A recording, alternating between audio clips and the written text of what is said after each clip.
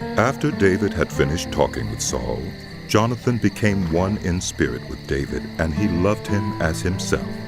From that day, Saul kept David with him and did not let him return home to his family. And Jonathan made a covenant with David because he loved him as himself. Jonathan took off the robe he was wearing and gave it to David, along with his tunic and even his sword, his bow, and his belt. Whatever mission Saul sent him on, David was so successful that Saul gave him a high rank in the army. This pleased all the troops and Saul's officers as well. When the men were returning home after David had killed the Philistine, the women came out from all the towns of Israel to meet King Saul with singing and dancing, with joyful songs and with timbrels and lyres. As they danced, they sang, Saul has slain his thousands, and David his tens of thousands. Saul was very angry. This refrain displeased him greatly. They have credited David with tens of thousands, He thought. but me with only thousands. What more can he get but the kingdom? And from that time on, Saul kept a close eye on David. The next day, an evil spirit from God came forcefully on Saul.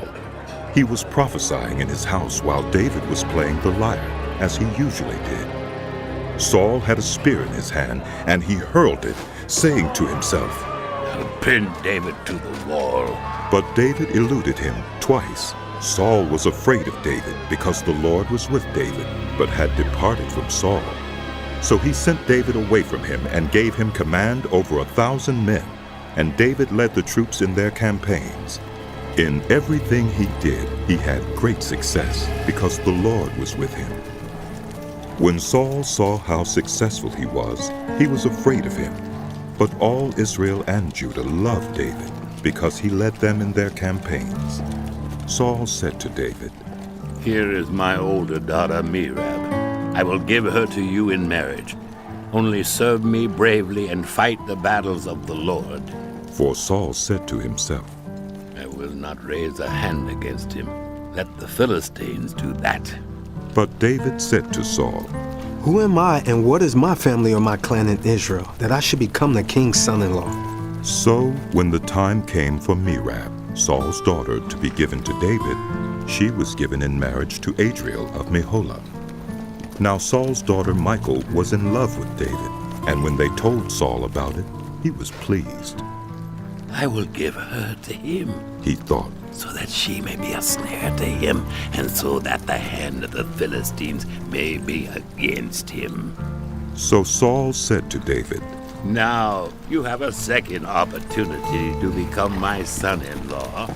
Then Saul ordered his attendants, Speak to David privately and say, Look, the king likes you, and his attendants all love you.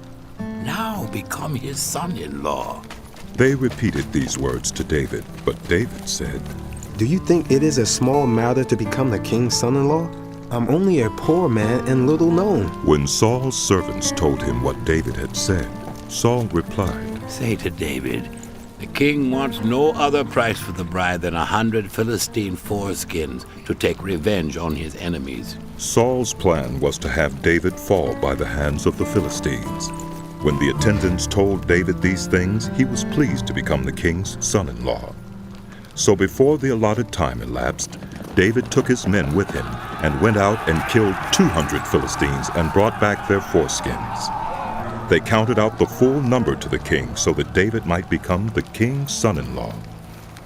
Then Saul gave him his daughter Michal in marriage. When Saul realized that the Lord was with David and that his daughter Michal loved David, Saul became still more afraid of him, and he remained his enemy the rest of his days. The Philistine commanders continued to go out to battle, and as often as they did, David met with more success than the rest of Saul's officers, and his name became well